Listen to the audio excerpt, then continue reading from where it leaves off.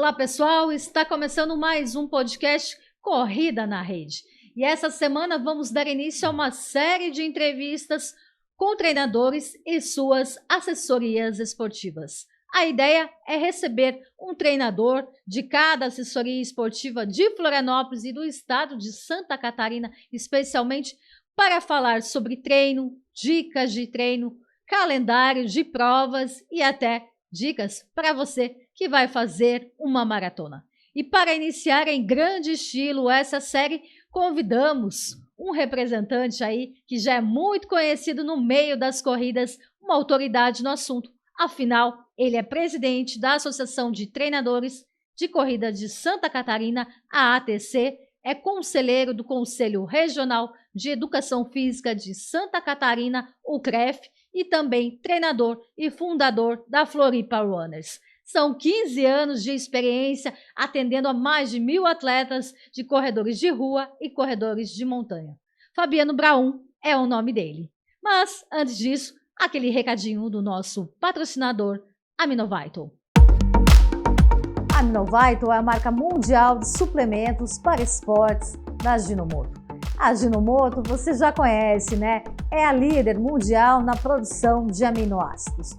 Conheça os produtos da Aminovital e descubra como você pode se preparar melhor para o próximo desafio. E olha só, está aparecendo aí na sua telinha um QR Code que vai direcionar você para o nosso site. Saiba mais sobre os benefícios de comprar aqui o seu Aminovital.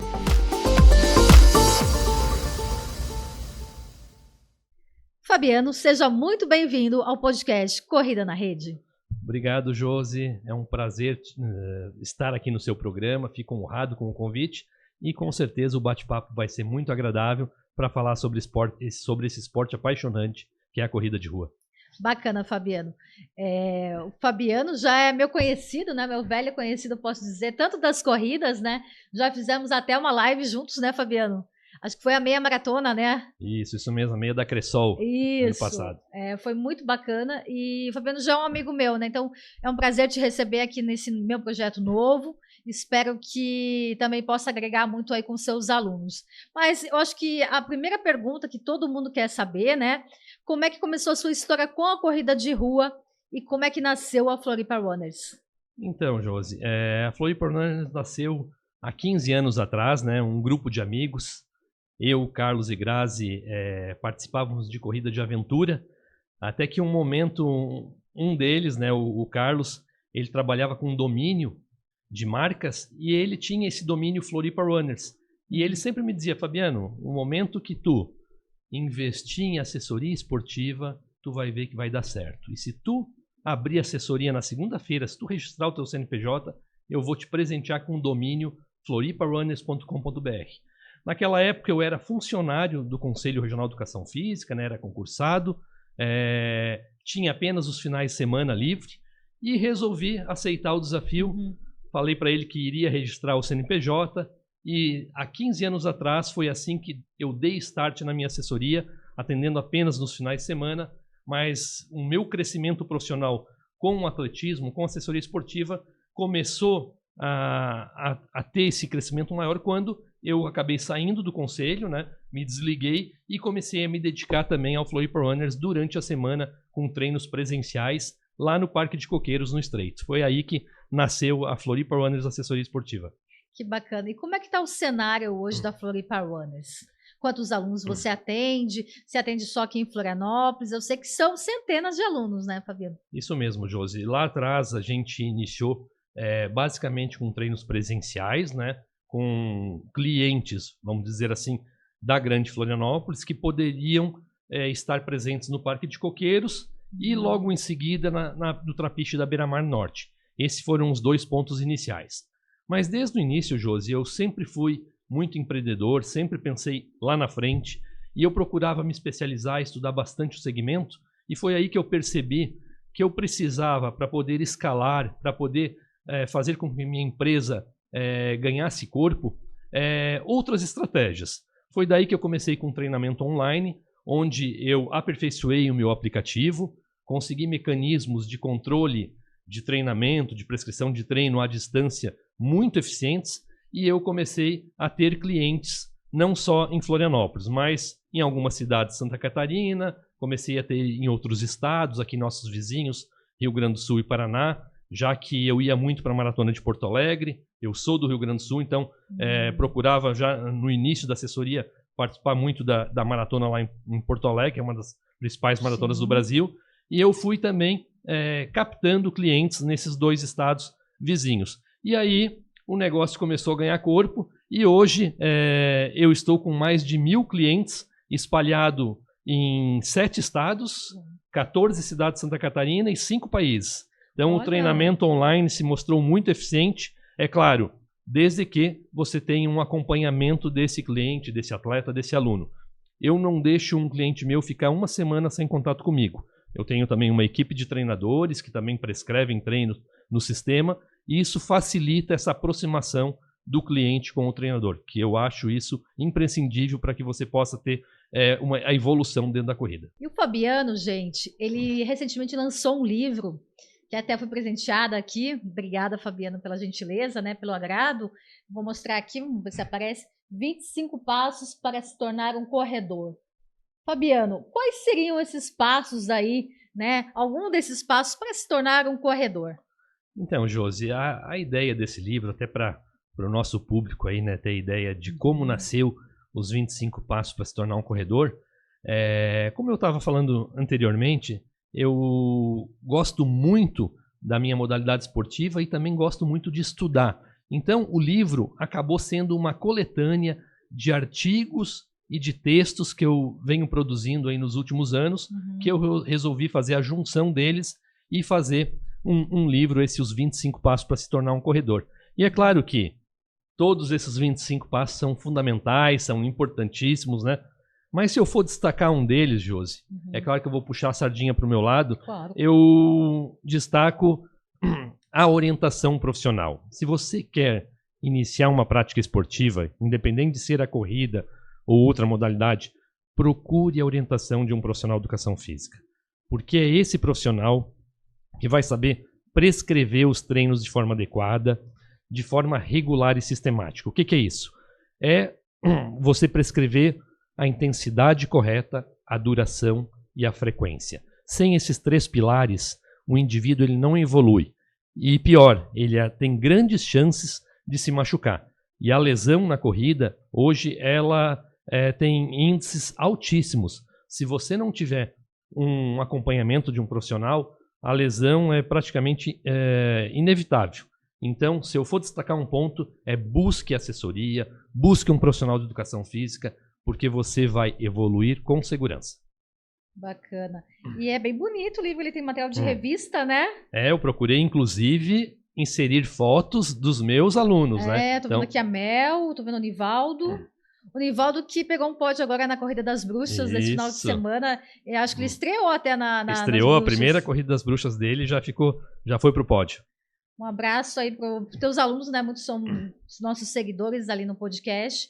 Eu acho que uma pergunta legal também, eu tenho muitos amigos que acompanham, né, o meu trabalho e ainda não correm. Como que é a migração de quem caminha para a corrida? Ótima pergunta, Josi. Isso eu recebo muito nas nossas redes sociais, principalmente no Instagram. Como fazer essa transição, né, da caminhada para a corrida? Isso eu mostro também no meu livro, porque essa é uma transição, na maioria das vezes, muito difícil. Primeiro, para aquelas pessoas que não têm orientação. Essa é a grande dificuldade. Os leigos, eles não conseguem entender o momento exato de você evoluir para a corrida, ou dar o próximo passo e começar a correr. Geralmente, as pessoas acabam correndo muito cedo, começam a caminhar 1, 2 vezes por semana e na outra semana já querem correr. Então, o que acontece? Acabam até se desestimulando da corrida e acham que, sempre comentam, a corrida é muito cansativo, corrida é desgastante. Claro que vai ser desgastante, porque você pulou etapas.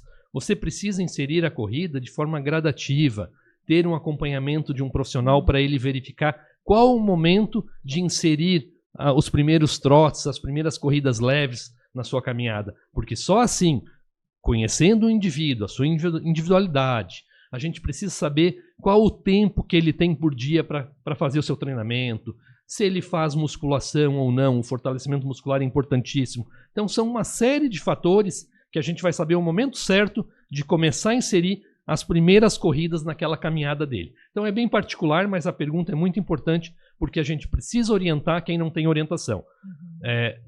Procure a orientação profissional, porque só assim você vai conseguir fazer essa transição da melhor maneira possível. Uhum. E para aquele atleta que já corre, eu acho que hoje está muito na moda os 21K, né? Quiçá a maratona. Então, hoje eu faço 5 e 10. Vou te falar por meu exemplo. Como é que eu faço para migrar para chegar numa meia maratona? Perfeito, Josi. Hoje você fez bem o raciocínio correto, né? Ao salientar que você já corre 5 e 10, esse já é o primeiro passo para a gente buscar uma nova distância. Os nossos atletas, eu tenho já isso de praxe, todo aluno ou atleta que entra na assessoria, primeira coisa que eu faço é uma reunião com ele para fazer o planejamento. E nesse planejamento, o que eu mostro? Eu mostro para ele o que é uma periodização, o que é um ciclo de treinos. Eu pergunto para ele qual é o objetivo dele, vejo se esse objetivo não é muito audacioso, né? Se for muito audacioso, eu trago esse objetivo para ser mais conservador. E essa adaptação, esse trabalho em conjunto com o atleta é fundamental, porque ele se sente seguro, Josi. E daí eu digo para ele, você quer fazer uma meia maratona? Deixa eu analisar como foi teus 5, teus 10.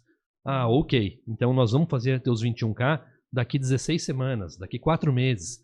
E vai ser nessa prova. Então esse trabalho do treinador é importantíssimo, né? Saber se o atleta vai ter condições de treinar, se ele vai ter disciplina, se ele tem tempo disponível, como eu falei anteriormente. Esses fatores são importantíssimos, né?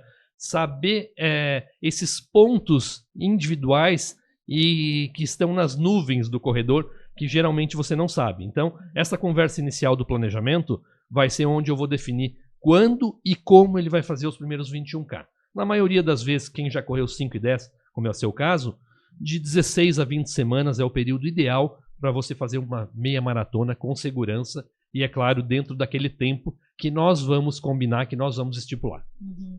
E como que, uma curiosidade minha até, como que você controla a ansiedade, né, dos atletas? Porque eu vejo até alguns amigos meus que saem dos 5 e já vão para o 21 assim, de uma forma muito repentina, né, que a gente fala, muito rápida. Tipo, não deu 3 meses, aquela até efeito comparação de rede social. Como é que você faz para controlar a ansiedade dos teus atletas? Então, com muita conversa. Essa proximidade que eu tenho com os alunos, com os atletas, é fundamental para diminuir a ansiedade. Como eu falei no bloco anterior, vamos dizer assim, na pergunta anterior, eu converso pelo menos uma vez por semana com os atletas. Procuro estar nos treinos presenciais, procuro mandar uma mensagem por WhatsApp para saber o que aconteceu que ele não treinou essa semana. Então, essa conversa, a conversa pré-prova, na semana da prova, é fundamental. Eu sempre me reúno com um atleta que vai ter um desafio no final de semana. Na quinta-feira, eu me reúno com ele para passar algumas particularidades da prova, para ver se ele está muito ansioso ou não. Então, esse bate-papo de treinador e atleta é fundamental para diminuir a ansiedade. Ele chega na prova tranquilo, relaxado e, é claro, fora os aspectos técnicos da prova que eu vou passar para ele, que isso vai facilitar e vai fazer com que ele tenha um mapeamento geral do que ele vai visualizar no dia do evento. Bacana. Acho que é um dos pilares assim, fundamentais, né, para fazer uma boa prova, né? Esse acompanhamento, acho que é um diferencial de ter uma assessoria esportiva. Fabiano, antes de a gente se alongar na maratona, eu quero voltar ainda nessa parte da importância da assessoria esportiva, né? Então, quais seriam assim, os fatores principais hoje que você elencaria para um atleta que está iniciando na corrida ou já teve algumas experiências sozinho que não foram muito bacanas, para se agregar a um grupo, né? Que eu acho que a parte da união também da assessoria é legal.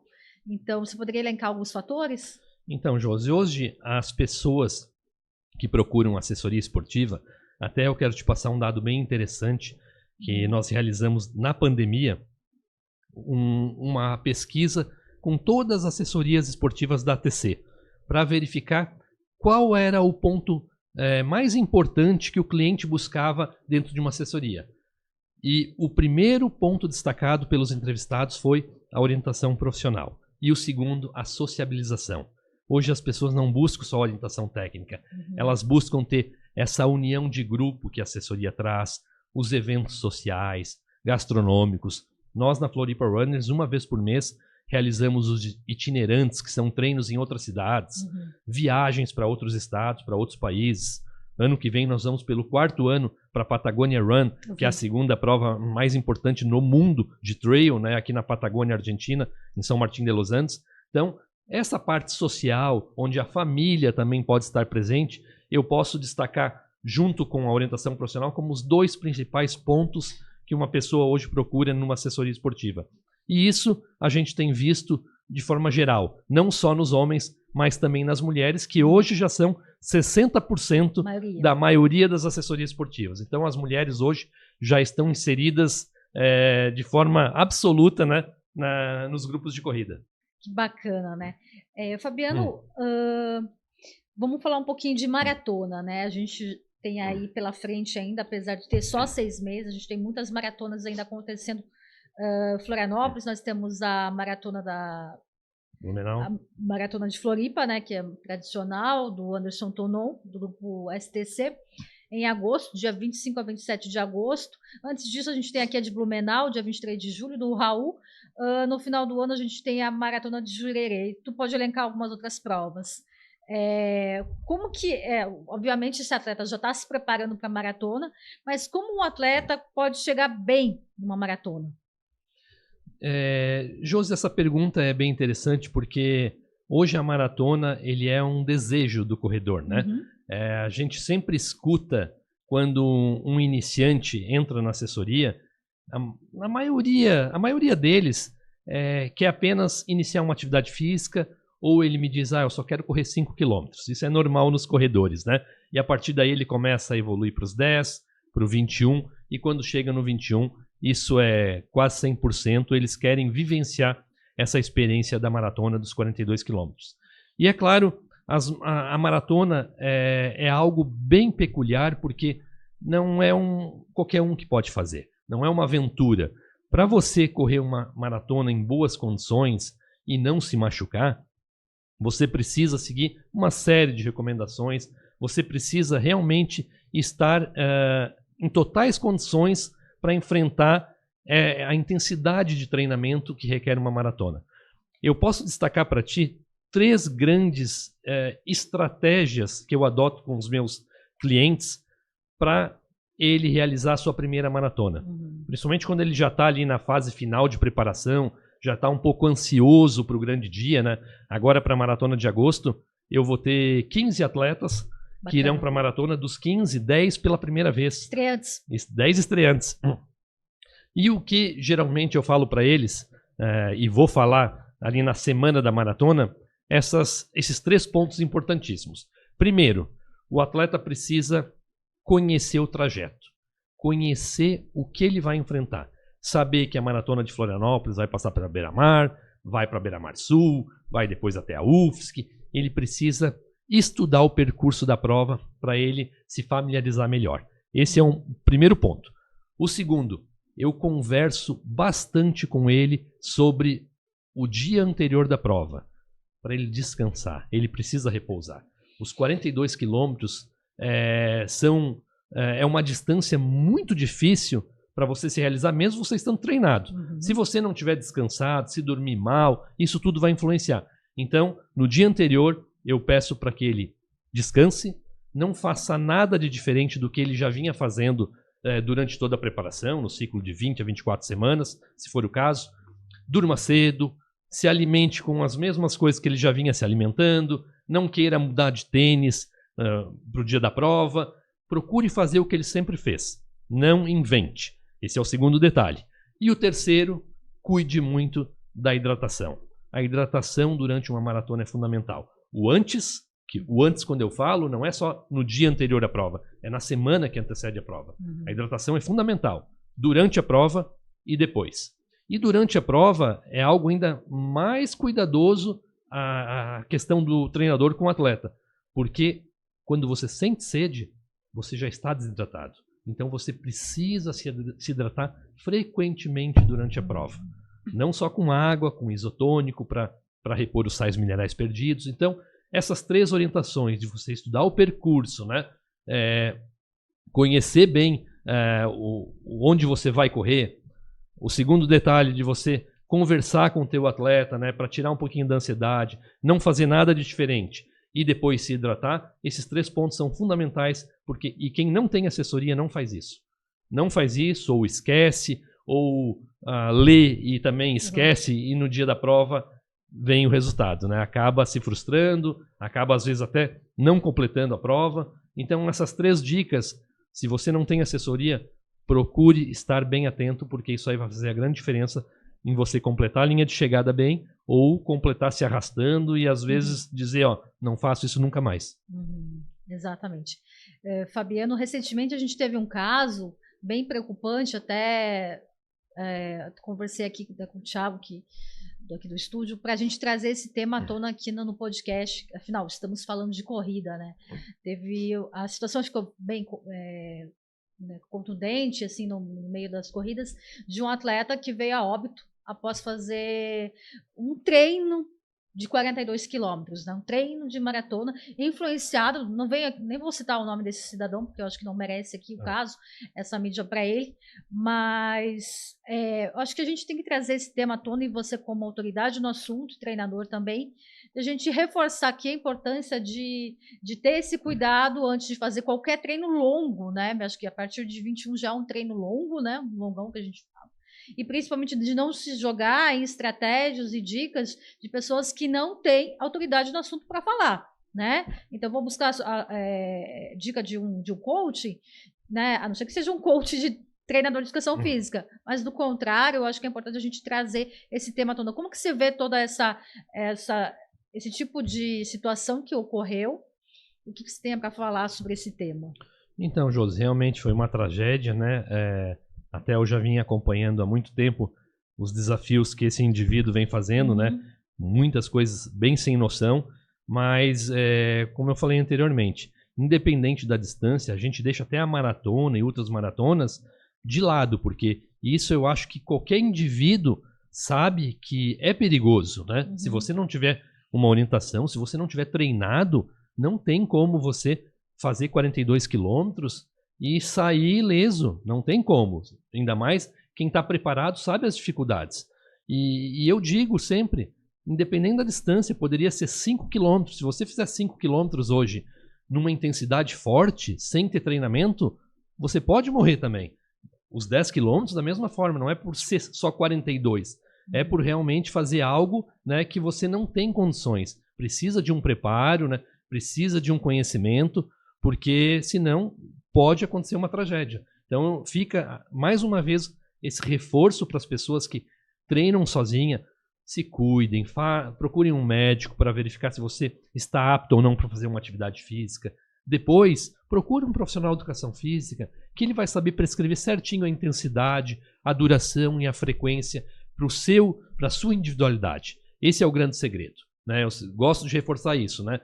De forma sistemática, né? Ter uma frequência, saber que eu vou treinar 3 vezes por semana, né? Na intensidade tal, no ritmo tal. Isso vai fazer você evoluir e não ter futuros problemas. Fabiano, e falando, né, dessa questão de maratona, mas como presidente da Associação de Treinadores, vocês também devem ter um acompanhamento do trabalho das assessorias esportivas. Só para o pessoal entender, e também para o pessoal, eu também é uma curiosidade minha. Hoje, para se ter uma assessoria esportiva, eu tenho que ter o CREF. Isso mesmo, correto. E como é que vocês acompanham as assessorias esportivas que não estão aptas a trabalhar e estão prescrevendo treinos? Então, Josi, esse trabalho é realizado não só pela ATC, mas também pelo nosso conselho de classe, o Conselho de Educação Física, que aqui em Santa Catarina é o CREF3 Santa Catarina, o Conselho Regional de Educação Física, que faz todo o trabalho de fiscalização do exercício legal da profissão. Então, todas as pessoas que são encontradas pelos profissionais de educação física que não possuem formação superior, que não possuem o registro no conselho, a gente tem o dever de denunciar para o nosso conselho. E quem denuncia, sim, são pessoas éticas. Denunciar é ser ético. Geralmente a gente fica assim, não vou denunciar porque é antiético. Pelo contrário, denunciar uma irregularidade na sua profissão, você sim é ético por fazer isso. Então a gente tem um trabalho em conjunto com as assessorias credenciadas da ATC, para que a gente possa monitorar isso em Santa Catarina, mas é claro, né, existem casos, né, de irregularidades, a gente, quando fica sabendo desses casos, a gente acaba encaminhando para o conselho quem são essas empresas ou profissionais que estão exercendo a função de forma ilegal. E hoje, para você ter uma assessoria esportiva, o proprietário ele não precisa ser formado em educação física, mas os treinadores que vão dinamizar os treinos, que vão prescrever os treinos, todos devem ter formação superior de educação física, a empresa deve ter registro no CREF, a empresa tem que ter CNPJ, tudo isso a ATC consegue centralizar para você se registrar na ATC, que é uma associação que foi criada para criar benefícios para os associados. Então hoje a ATC tem várias ações, Josi, queria até aproveitar para ressaltar aqui, a gente sempre procura fazer ações em números, né, vamos dizer, menores, mas que a gente possa executá-las. Esse ano de 2023, nós temos duas grandes ações bem interessantes que vão acontecer agora no mês de agosto. A primeira é uma capacitação em conjunto com a Federação Catarinense de Atletismo e a FETRIS, que é a Federação de Triatlon. Sim. Uma capacitação, um curso de atletismo, de triatlon e com informações nutricionais para os atletas. Então, uma capacitação vai acontecer no Hotel Slaviero. Nós também temos o Desafio das Assessorias, Sim, que é um evento legal. incrível, né? Que podemos falar em seguida, que vai acontecer novamente no dia 15 de novembro. E também, mais uma vez, o alvará específico para você fixar a sua tenda em toda a cidade de Florianópolis, que foi algo inovador no Brasil. Florianópolis foi a primeira capital no Brasil a conseguir regulamentar o segmento de assessorias esportivas. Foi uma iniciativa da ATC. Então, essas ações criam muitos benefícios para a nossa associação e para nossos associados. Que bacana. E quem faz parte hoje da tua gestão, acho que é legal citar, inclusive, né, são parceiros, né, que sempre estão aí nas provas. E qual é a expectativa, o que as assessorias podem esperar dessa gestão? Então, hoje nós temos uma diretoria que está muito unida. Na verdade, Josi, a ATC toda é muito unida, né? A gente sempre brinca que eu tenho amigos pessoais que têm outras assessorias, né? Que possuem empresas como a minha. E essa união faz com que a gente cresça cada vez mais. Bacana. Eu indico alunos de triatlon, que eu não ofereço triatlon, mas indico para os meus colegas. Tem colegas que indicam atletas para Floripa Runners. Então, essa troca de relacionamento, a gente é padrinho de casamento um do outro, a gente se reúne nas nossas casas, né? Faz eventos, jantares. Hoje nós temos na diretoria, o nosso vice-presidente é o Ricardo Sardá. Nós temos na diretoria legal. Também o Léo da Just Run, o Saulo da Gol, a Andréia da Tribo do Esporte. Conheço. Então e o Gustavo Pinto da GPA. Então, o Gustavo Pinto mesmo se formou comigo.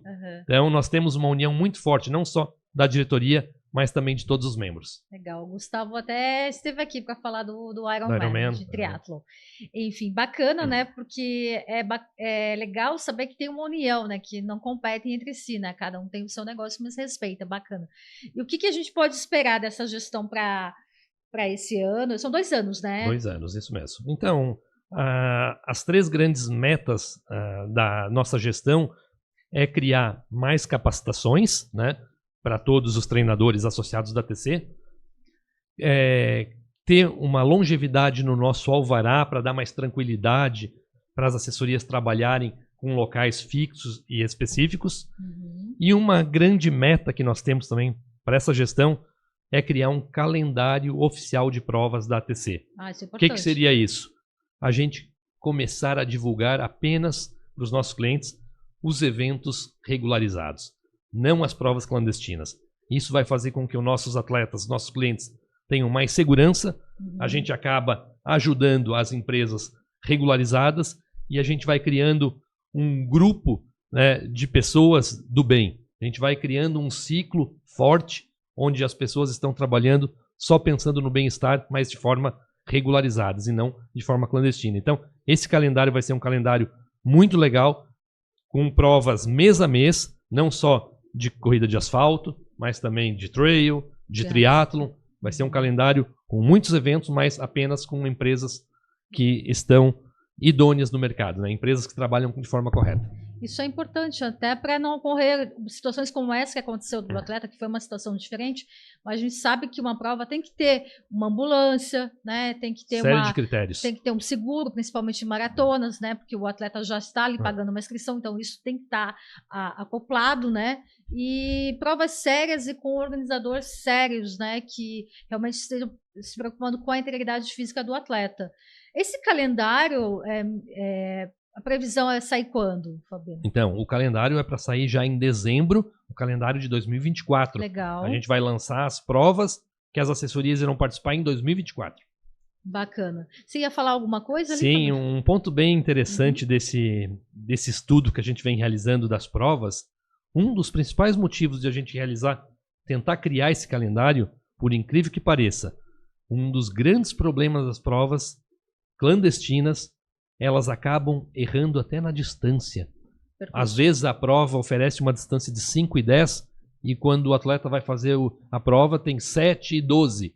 Imagina um iniciante que vai fazer a sua primeira prova de 5 km, ele já não treinou muito, ele geralmente atinge um volume de 4 km para só no dia correr 5 e chega no dia ele tem que correr 7, 8. Então ele acaba se frustrando, ele acaba às vezes até desistindo da modalidade. E como é que vocês acompanham essas provas clandestinas? Então, isso é uma forma bem interessante de a gente visualizar quem tem os permits da federação. A gente tem uma parceria muito grande com a Federação de Atletismo, onde a gente informa as provas para eles e eles informam as provas que já estão com os permits. O permit é um documento que a federação libera para aquelas entidades ou empresas que apresentam todos os requisitos fundamentais para ter uma corrida com segurança. Como você bem frisou, ambulância, seguro, existe uma série de requisitos que a federação exige. Então a federação apenas libera o alvará para essas empresas que solicitam o permit. Isso é muito importante, né, para a segurança dos atletas e para quem está iniciando na corrida, e como tu falou, às vezes está preparado para fazer 5, chegando vai correr 5,5, já faz uma diferença, né, Fabiana? A gente sabe disso. Principalmente, ou está muito quente ou está muito frio, né? Isso já prejudica ali o andamento da prova. E vamos falar um pouquinho de treino, né? Voltando a falar de treino, afinal nós estamos aqui com um treinador com 15 anos de experiência, né? Fabiana, uma curiosidade minha, você era corredor também? Então, Josi, esses dias eu estava com a minha esposa Débora arrumando o quadro de medalhas lá de casa. Sim. Foi quando eu percebi o número de maratonas que eu tenho, né? Eu tenho 43 maratonas. Uau. E 18 ultramaratonas. E diante disso, eu até tenho um ponto bem interessante da nossa assessoria, que eu procuro sempre correr com os últimos atletas da assessoria nas provas. Não só para mostrar para ele que o último colocado não é um perdedor, mas que ele sim é um vencedor, por estar ali às vezes fazendo uma distância que ele nunca imaginava, às vezes até era um desafio para ele pessoal participar daquela prova de 5, de 10, ou até na maioria das vezes, que é o caso que vem acontecendo, de eu acompanhar os atletas na sua primeira maratona. Então eu procuro conversar com esse atleta antes da prova e deixar ele mais tranquilo, porque ele vai saber que eu vou estar do lado. Então eu faço a prova toda, é claro que não vou com os mais rápidos, né? Vou geralmente com os mais lentos, até porque a gente acaba como treinador não tendo tanto tempo para treinar.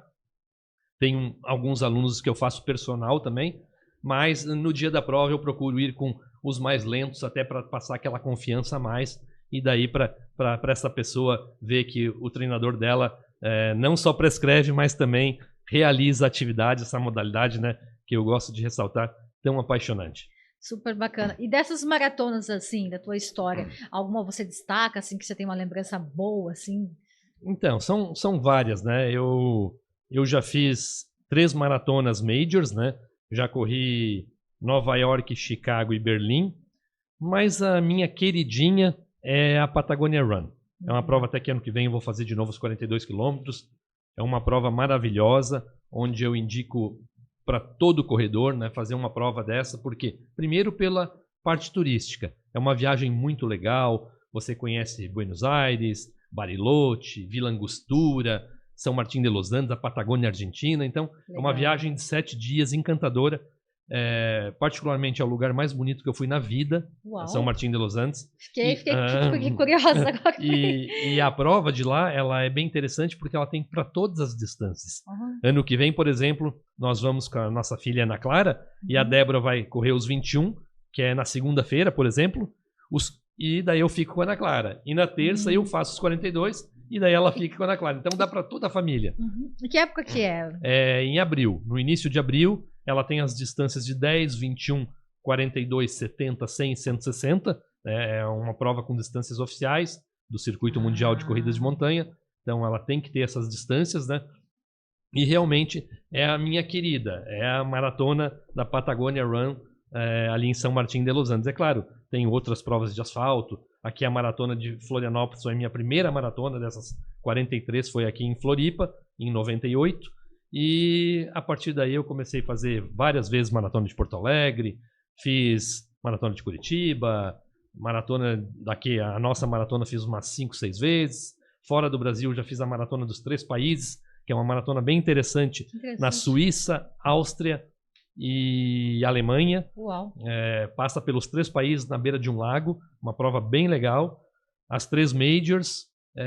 E várias de trail aqui pelo estado, né? Os Indomites, Odisseia, várias provas de montanha também de 42 km. Bacana.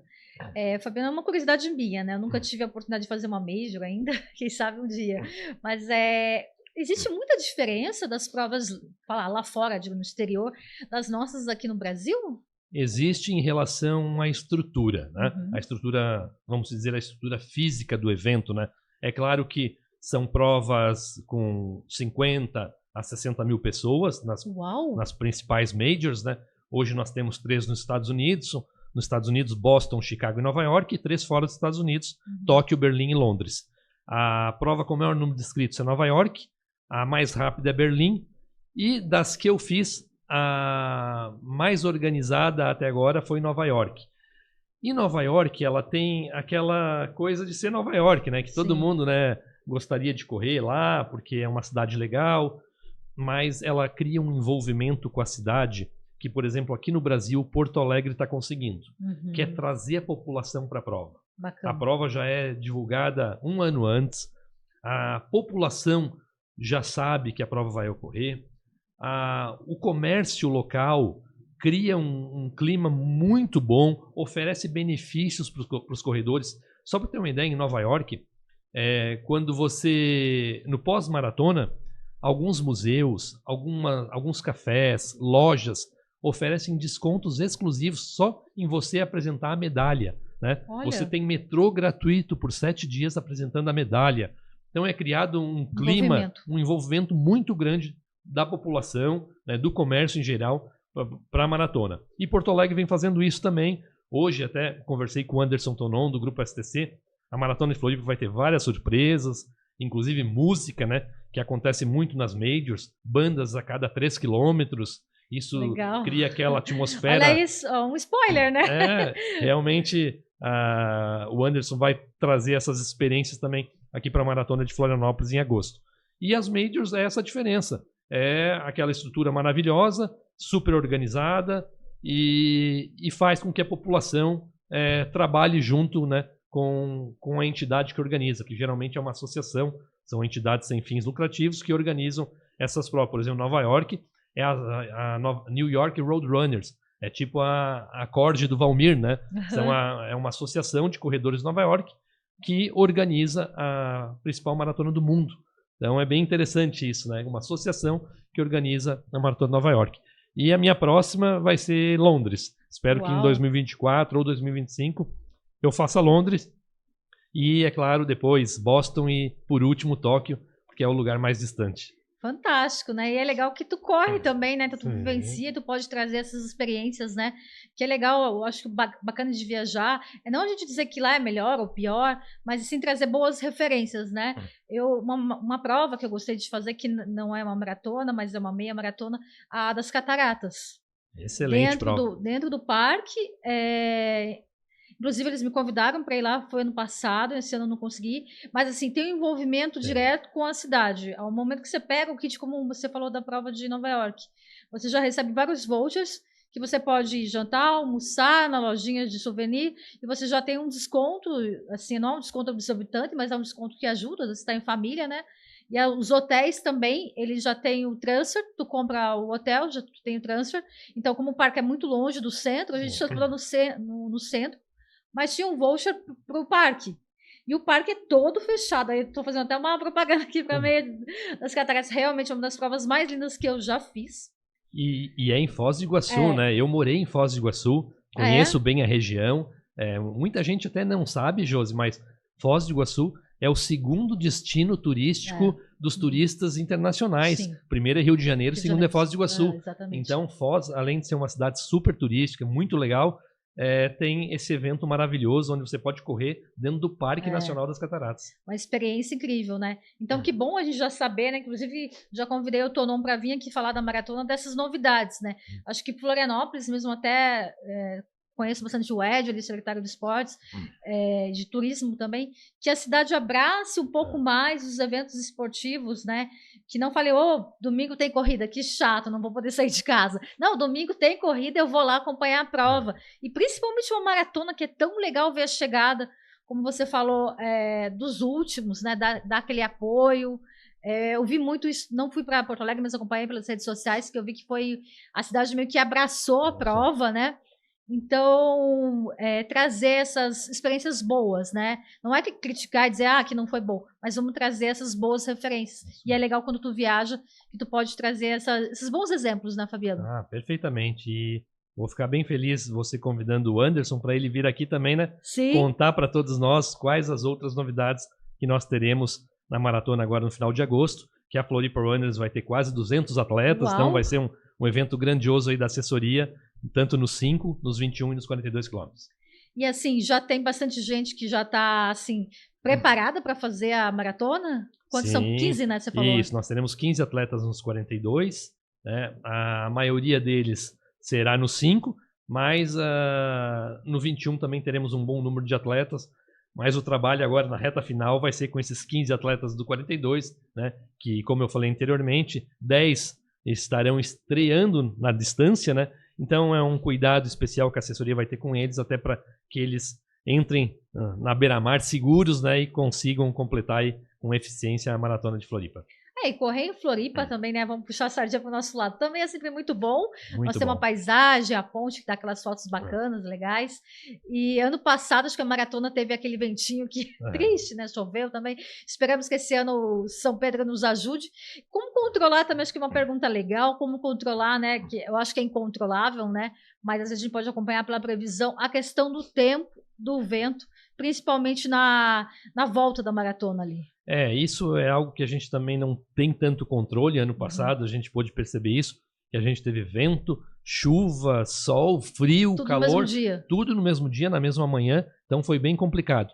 Mas, como eu digo, Josi, a pessoa que está indo para uma maratona, por incrível que pareça, essas dificuldades, elas acabam sendo mínimas perante o que ela já passou no ciclo de treinamento. Porque o ciclo de treino de uma maratona é bem desgastante, não só fisicamente, mas mentalmente.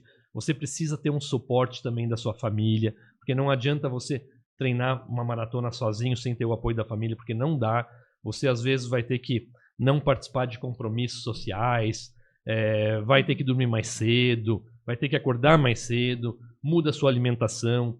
Então, são muitos fatores que você acaba tendo que realizar durante a preparação, né? Vamos dizer 5 a 6 meses se preparando.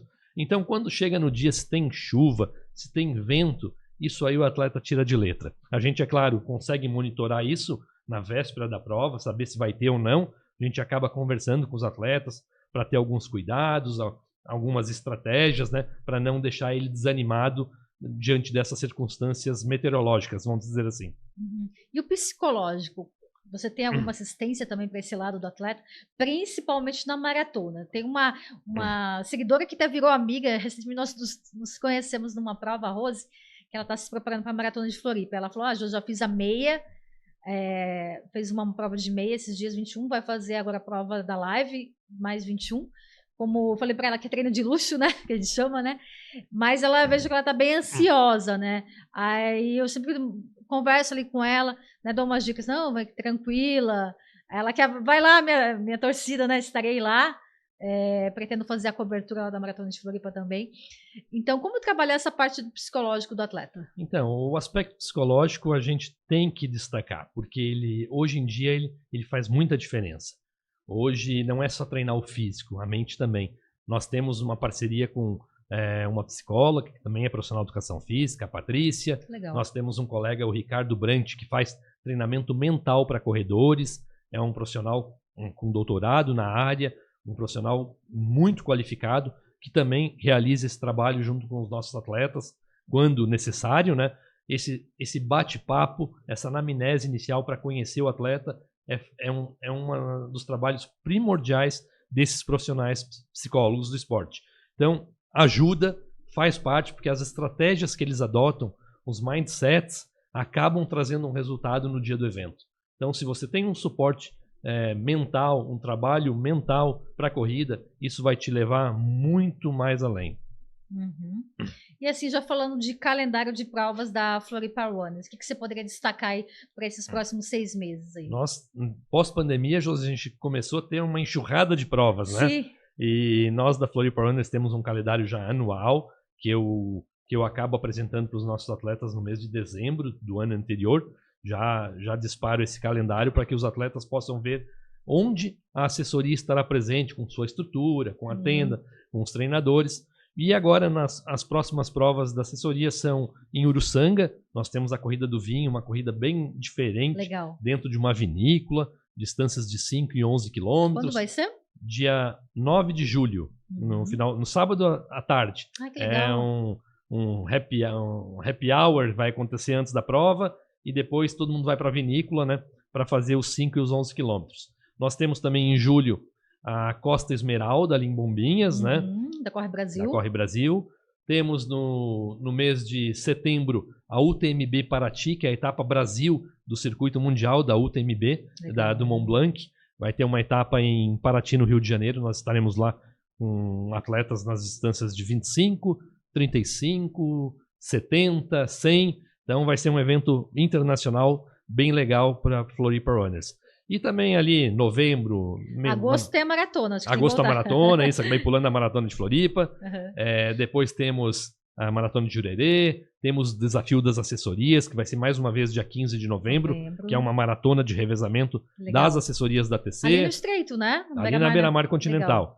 E também no final do ano, a prova já que virou de praxe da assessoria Floripa Runners, há 10 anos eu levo atletas para São Silvestre Internacional em São Paulo, onde eu até acabei escrevendo um livro sobre São Silvestre, e nós temos aí um pacote turístico, gastronômico, cultural, com o nosso parceiro, a Rede Slaviero, que é um hotel parceiro nosso, onde aqui em Florianópolis nós temos uma estrutura muito legal de café da manhã, temos também um apartamento disponível para todos os atletas da assessoria tomarem banho, gratuito, dentro do Slaviero. Então o atleta treina na beira-mar, pode tomar banho no Slaviero, tomar café da manhã e depois ir para o trabalho. Um diferencial de vocês, né? É um diferencial mesmo. Então, o calendário do segundo semestre é repleto de eventos como, mais uma vez, totalmente legalizados, organizados, credenciados. Isso dá uma segurança a mais para os nossos atletas. Sim. E você falou da São Silvestre, né? Acho que todo corredor quer fazer uma São Silvestre. Gente, não rio de mim, mas eu ainda não fiz uma São Silvestre.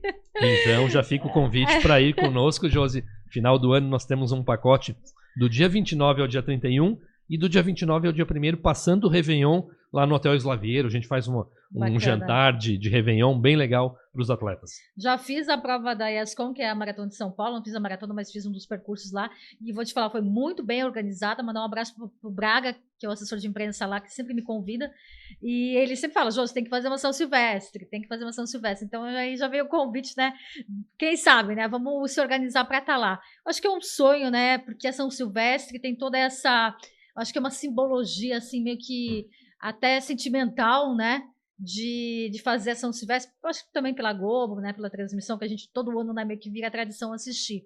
Você tem alguma história curiosa da São Silvestre? Então, Josi, tenho inúmeras histórias, né, até no livro eu cito algumas delas, algumas experiências dos meus atletas na São Silvestre. A São Silvestre, como você bem mencionou, é uma prova que está na nossa mente sempre, né, primeiro pela transmissão. Antigamente era meia-noite a transmissão. Lembra? A gente ficava prestes a fazer a virada ali com as nossas famílias e logo a São Silvestre largava meia-noite. Depois a São Silvestre mudou para à tarde, depois era às 17 horas, depois foi para amanhã. Hoje em dia é de manhã, 9 da manhã, a largada da São Silvestre. Então, a São Silvestre vem passando por transformações nos últimos 15, 20 anos que a gente lá na infância já acompanhava, né? É uma prova que está na mente de todo brasileiro. Uma particularidade bem legal também é sobre a distância. A população brasileira acha que a São Silvestre tem 42 quilômetros, mas ela tem apenas 15, né? Então, para quem ainda acha isso, e isso seria um empecilho, então... Não é maratona de São Silvestre, Não gente. é maratona, é uma corrida de 15 quilômetros. E se alguém hoje me perguntar por que ir para São Silvestre, eu digo sempre a mesma coisa. É a única maneira de você conhecer São Paulo, conhecer os principais pontos turísticos correndo. Porque onde a São Silvestre passa, durante o ano você não consegue correr. Porque são pontos muito movimentados, onde a movimentação de carros é muito intensa e você só vai conhecer no dia da prova. Você vai só poder passar lá correndo no dia 31, que é quando o trânsito está todo fechado e o percurso todo é direcionado só para São Silvestre. Os principais pontos turísticos você pode contemplar de São Paulo.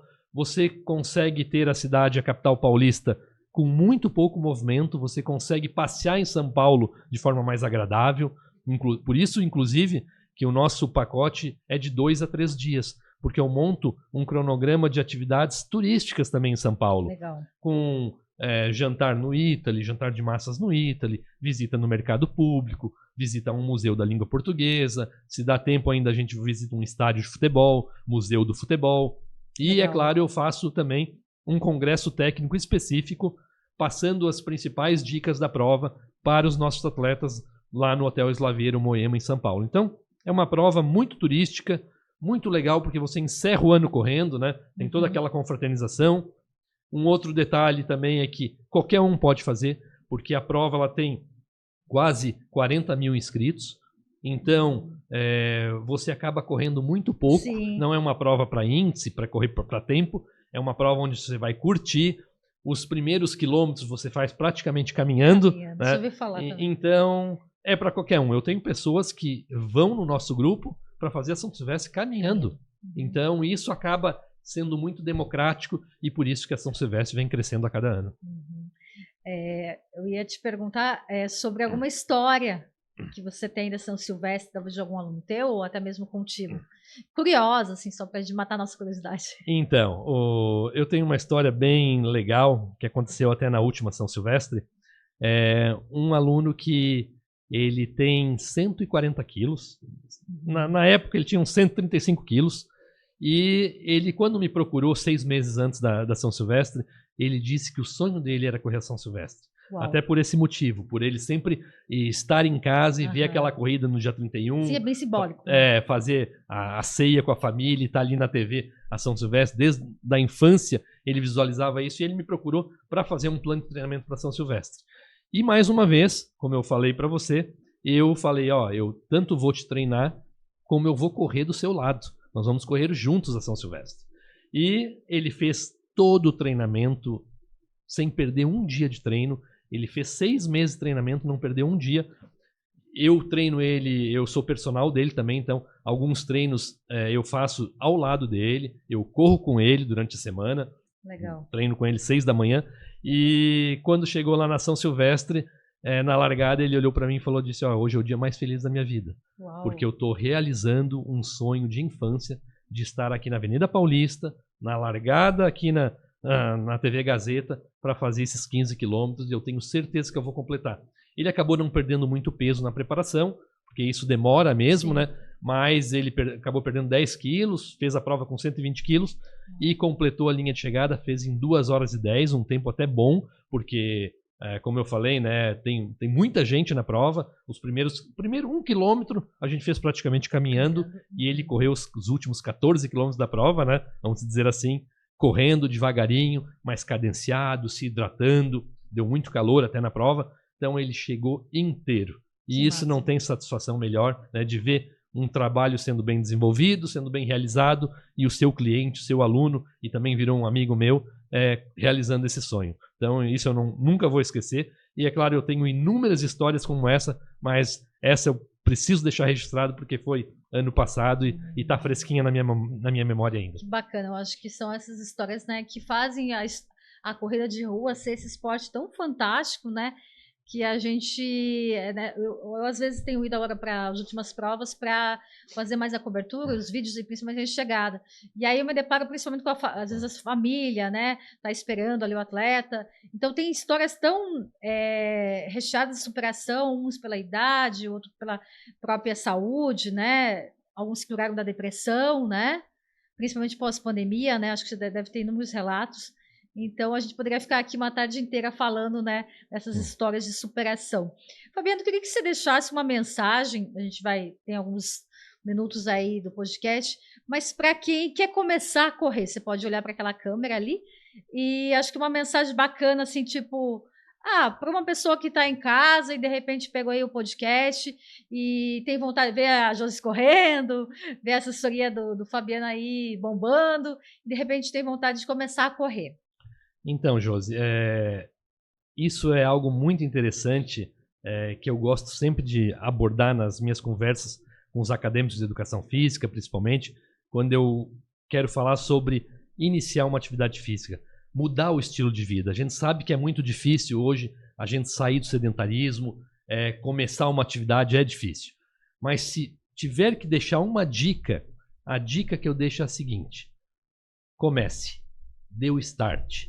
Independente da modalidade, se for corrida, ou se for um futebol, um vôlei, uma ginástica, inicie uma atividade física que você se sinta bem, que você goste, porque você vai começar a perceber os benefícios dessa atividade e vai ver que fez a escolha certa. Vai se sentir melhor, vai dormir melhor, vai ficar mais motivado. Os benefícios que a corrida e a atividade física trazem para o indivíduo são inúmeros. Principalmente a corrida. Agora, puxando para o meu lado, comece de forma gradativa, respeite o seu corpo, coloque limites no início da sua atividade, porque só assim você vai conseguir evoluir com segurança, vai conseguir usufruir dos benefícios que a corrida e que o exercício traz, que não são só físicos, principalmente, e são inúmeros, são mentais também, são psicológicos, são benefícios, às vezes, intangíveis, que você só vai perceber lá na frente. Bacana, Fabiano. Então, agora a gente vai para aquele bate-bola, né, Opa, que já é tradicional aqui no podcast. Eu digo uma palavra e você me diz o que vem em mente, assim, dentro da tua história, dentro da tua experiência aí com corrida. Podemos começar? Vamos lá, então, vamos lá. Corrida de rua. Corrida de rua, um esporte apaixonante. Maratona. Maratona, um desafio que deve ser feito com muita orientação. Família. Família família é algo que eu acho que é a sustentação de tudo. Sem a família, as coisas ficam mais difíceis. Floripa Runners. Floripa Runners é um estilo de vida. Um estilo de vida. É a minha empresa que lá atrás eu construí e que eu hoje vejo que deu certo, sabe? Eu até me emociono porque eu até quero me alongar um pouco nessa resposta, porque quando eu comecei, até queria te contar uma historinha rápida. Eu fiquei 3 meses na Beira-Mar Norte sem parar uma pessoa para que eu pudesse atender. As pessoas que paravam ali, elas perguntavam se eu estava vendendo Gatorade ou água. Então eu fiquei 3 meses, eu chegava em casa, meus pais me perguntavam, daí deu muita gente? E eu tinha que dizer para eles que deu, porque senão eu iria ficar desestimulado, mas eu não desisti. Eu não desisti e eu acho que deu certo, eu me realizei. Bacana, eu me realizei. Até eu fiquei emocionada agora. Bacana esse teu relato. Um medo que você tem. Eu tenho medo de perder as pessoas que eu amo. um desafio que ainda você não fez? Desafio na corrida, de repente, pode ser o UTMB Mont Blanc, que é um desafio que eu quero fazer lá em Chamonix, na França. Show. Um sonho? Sonho eu tenho 2. Um geral, mais coletivo, que é que eu sonho que a pobreza acabe no mundo. E eu tenho um sonho na corrida, que é completar, por exemplo, as majors. Mas são esses 2 sonhos de vida. Um coletivo, que eu acho que isso é importantíssimo, né? Que a pobreza acabe no nosso mundo, no mundo que vivemos. E completar 6 majors. Bacana. Vou perguntar algo que não estava no script, mas assim, o que você não aceita no esporte? Ser antiético. Eu acho que sem ética não tem como. O esporte é algo que tão bonito que se alguém usar de má fé ou não ser ético, não é esporte. Sim. E o Fabiano por Fabiano? Quando você olha no espelho, Fabiano por Fabiano? Eu acho que é um cara empreendedor e ético, correto. São as 2 palavras que eu mais me identifico. O empreendedorismo, a ética, a disciplina. Eu acho que é isso. Show, Fabiano. Muito obrigada pela tua presença aqui. Conheci um pouquinho mais do Fabiano, né? O Fabiano Pessoa, além do Fabiano treinador. Muito legal a tua história, teu relato, até me emocionei também, porque a gente que começou um projeto, como a gente está começando aqui, a gente sabe dos desafios, né, do início, que muita gente não acredita na gente, que muita gente até às vezes bate na gente, e às vezes a gente não entende, e eu vou te falar, também passo por isso. Minha mãe pergunta: "E Josi, como é que foi o podcast?" Mãe, hoje não foi muito legal, mas hoje foi legal, amanhã vai ser. Então, assim, me emociono também com o teu relato, porque estou vivenciando isso. Obrigada pelo teu apoio, né? Obrigada por vir aqui, né? Por estar iniciando nossa série. A gente quer receber outros treinadores também, né? Que fazem parte da ATC, e a gente fica aqui à disposição, à sua disposição, à disposição da ATC, à disposição até dos teus atletas também. Josi, muito obrigado pelo convite. Fiquei muito feliz em ter esse bate-papo super legal para a gente falar sobre isso. Não foi só sobre corrida, né?